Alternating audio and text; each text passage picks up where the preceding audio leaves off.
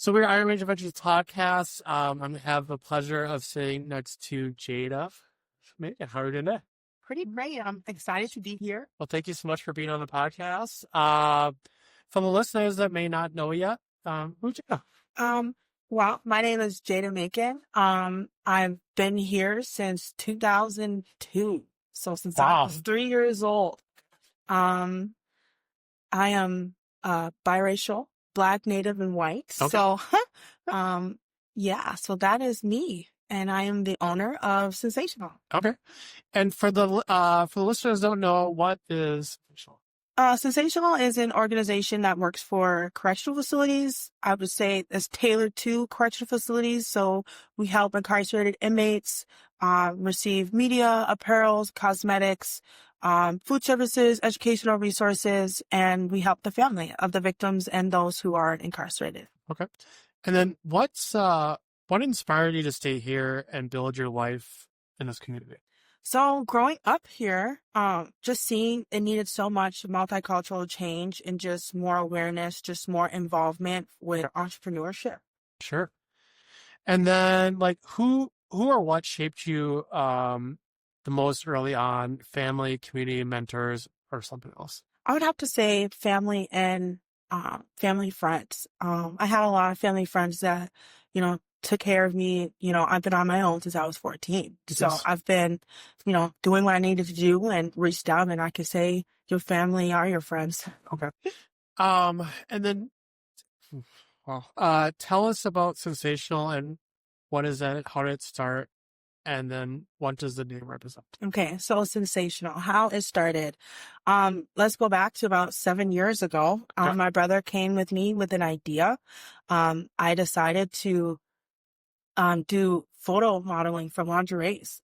And I loved it. I loved the way it made me feel. I just was, come from postpartum. I just needed to feel that self-esteem back in your body and just feeling beautiful again. And Sure. I really got into that, to magazines, to media. Okay. And then we just connected just based off that. And Sensational started branding out with apparels and the cosmetics and the need for the resources that they didn't necessarily have. So my brother is incarcerated and we do have a business together. And just hearing the stories and just the need is what makes Sensational. Sure. When you think about sins, you think about dawn of earth, when we walk and we lust, we do all those type of things. And that's Sure. what Sensational is about, is we tailor to those monetizations of like the apparels and the cosmetics and the media just of self. Sure. For sure. Okay. And then what was the moment you knew that I'm doing this is my business? Well, when I decided to start seeing the demand, huge demand, Sure. huge corruption that just needed to be more exposed, that goes along with educational resources. And what do you mean by the corruption? I guess So for our listening. everybody's hears like some of the correctional facilities are just there to not rehabilitate any of the inmates. So just to police them in a way of their crimes. So Sure. they have to earn that themselves. It's not like you get somebody to help mentor you and say, hey, this is how it goes. It's just the corruptedness comes from crooked cops, crooked officers that are in there, that takes contraband, that listens and does, wrongful actions against inmates that is not right. Sure. Different types of corruption in that way. Sure. And then I guess in your eyes, I mean, it's a few of them that are crooked and then it makes them all look bad. Sure. Yeah, well, I mean, there's different parts of justice systems that we all decide to think like, hey, is there a corrupt way? There's a moral issue. It really is what it comes down to, is do we believe that people who are incarcerated deserve to be treated as any other civilian? Okay. And that's what it boils down to. Sure. And then I guess what makes your product or service special or different? Because we tailor to customization. So we tailor to the needs of the individual. And a lot of that there is no other services or products that deliver that to the tailored and incarcerated. So I guess that's what makes us different. Sure. And then I guess what were some early challenges you faced starting Sensational? I would say just networking, um, getting it all together. Our first issue, like we spoke about before, is a little bit of corrected. Um, there is a warden there at Holsey Correctional Facility. I operate outside of Minnesota. I work in Missouri. And there is a facility there. The woman who ran the facility, she ended up going to jail for um, having embezzlement. She had corrupted officers. She had all different types of things. So Jeez. she decided to accuse our magazine of having pretty much drugs on it. So fentanyl on all the pages. So we went under investigation for almost a year and it turned back all negative.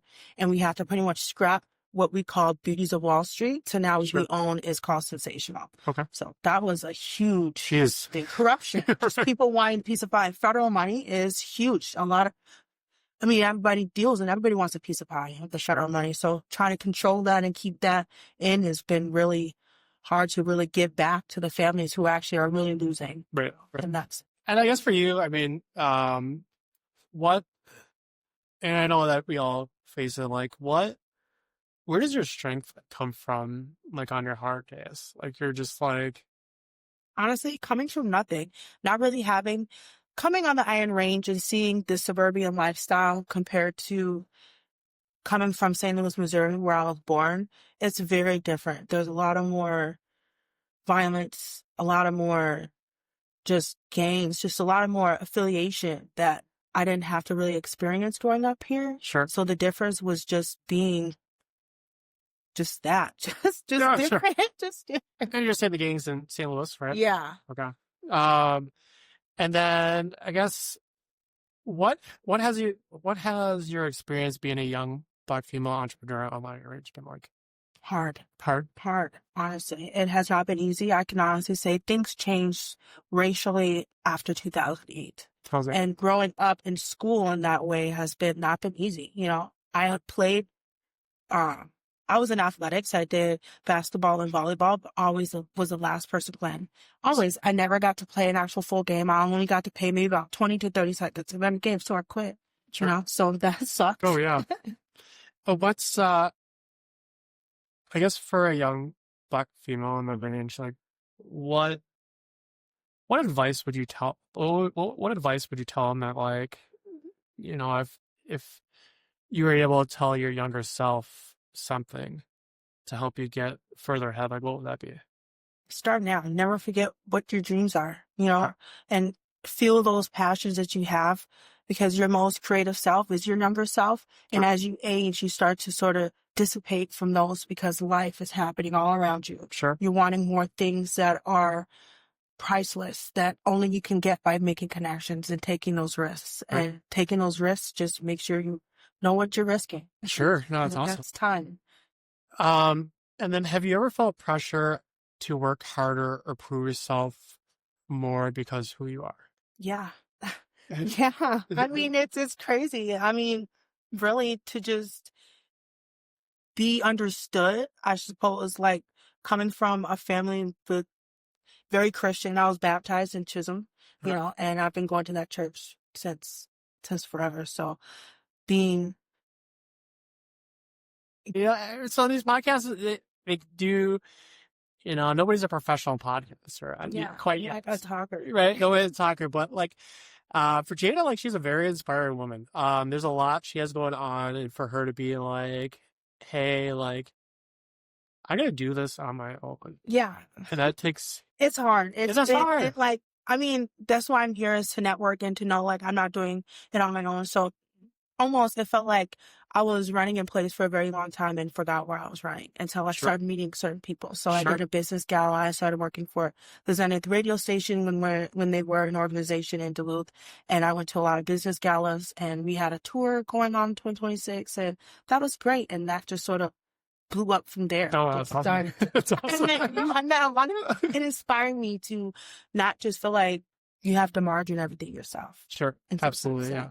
And that's what it is. I mean, I guess my other question for you is like, you know, why do you stay here? Why do you stay on the range? Like, You know what? what's your job? My mom I guess growing up here, every time I decide to leave, there's just something that always ends up bringing me back here. I've had some of the best times in my life, meaning I'm so serious, like those experiences, like out of all the states, I can honestly say Minnesota is the only place that I feel like you can go up to anybody's door and ask for help and they'll help you. Sure. Like you can feel safe. They will offer you and extend you the shirt off their back. Sure. If you are honest and you say, hey, this is what's going on. And or they might direct you to somebody who can. Right.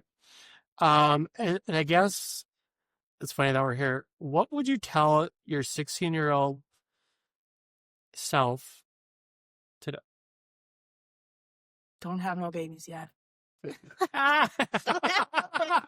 My son's 8. I had conceived at 17 and just started 18, and a family won't change nothing. Not having a strong structured family won't change nothing. Trying to get it on your own. It actually makes it 10 times harder. Oh, sure. You're still a child. Okay, so everybody, can you repeat a little bit of that? Don't have no children.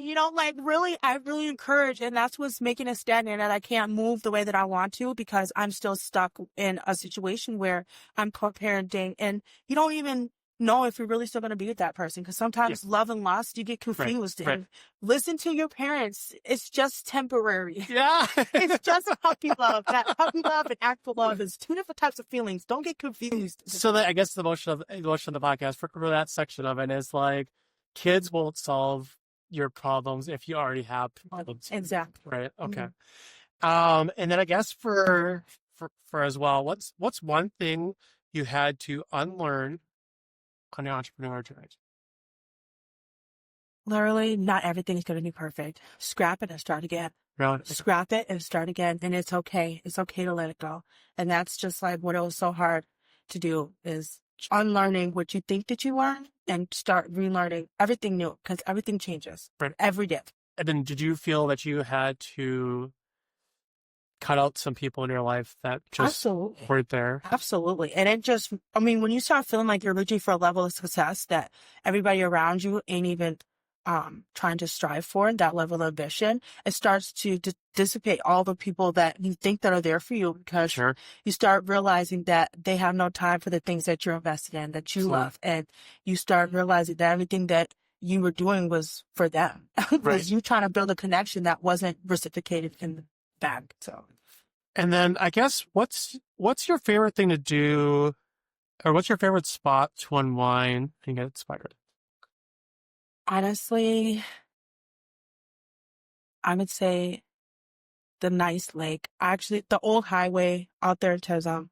I used to go there all the time and just rock climb, go all the way down, go all the way up, just sit there and just be inspired. It's just breathtaking. That's awesome. Everybody who I encourage them to go visit the old highway. It's the hidden spot, if you know what I mean. The old highway. So that's north of Chisholm? Yeah, north of Chisholm. So if you come out, it's right by the nursing home, right off the highway. So you go down, there's a division, the lake split. You just keep going straight down, and then that old highway is just kind of tucked. It's kind of tucked back. You kind of got to do a little walking and hiking. Sure. It's not clear. Back 8 years now, you could drive back the ATV, but people, it's not remembered anymore. It's so dangerous. Some of the things falling off, but definitely breathtaking. Okay. And then I guess what's one big dream that scares you, but you do it anyway? Being